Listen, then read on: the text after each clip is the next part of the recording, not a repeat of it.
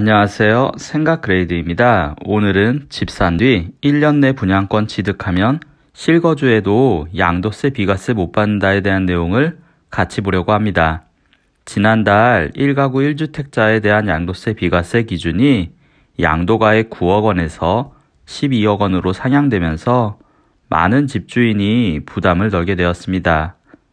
이사 탓에 일시적 1가구 2주택자가 되거나 기존 주택을 갖고 있는 가운데 아파트 청약에 당첨된 1주택 1분양권 소유자 역시 똑같은 혜택을 받을 수 있습니다.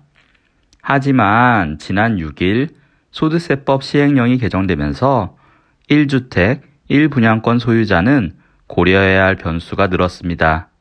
바뀐 시행령을 제대로 숙지하지 못하면 분양권을 취득하고 기존 주택에 대해서는 비과세 혜택을 받지 못해 수억 원의 양도세를 추가로 물어야 할 수 있습니다.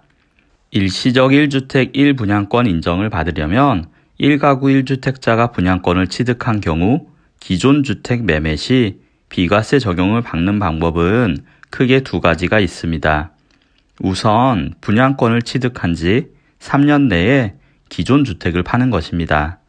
3년 이내에 기존 주택을 처분하면 분양받은 주택에 실거주하든 전세를 주든 기존 주택에 대해서는 양도세, 비과세가 가능합니다. 분양받은 집이 준공된 뒤 실거주한다면 분양권 취득 후 3년이 지나 기존 주택을 처분해도 양도세, 비과세가 가능합니다.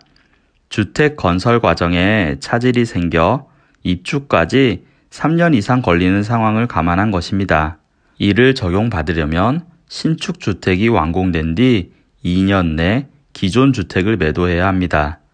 또한 세대원 전원이 신축 주택으로 이사를 해야 합니다.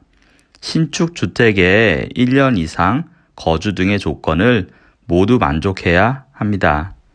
하지만 6일 소득세법 개정으로 종전주택 취득 후 1년 이상이 지난 후에 분양권을 취득해야 한다는 규정이 추가되었습니다. 뒤집어 말하면 종전주택을 취득한 지 1년 내에 분양을 받거나 분양권을 매입하면 종전주택은 양도세, 비과세 혜택을 받을 수 없다는 의미입니다. 분양권을 취득한 사람이 실거주 목적을 내세우더라도 기존 주택 구입 시기와 분양권 취득 시기가 너무 가깝다면 투기 목적이 있을 수 있다고 정부가 판단한 데 따른 것입니다.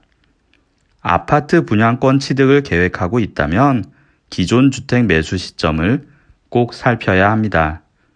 분양권과 비슷한 효력을 지니는 조합원 입주권도 분양권과 같은 규정이 적용된다는 점도 유의해야 합니다.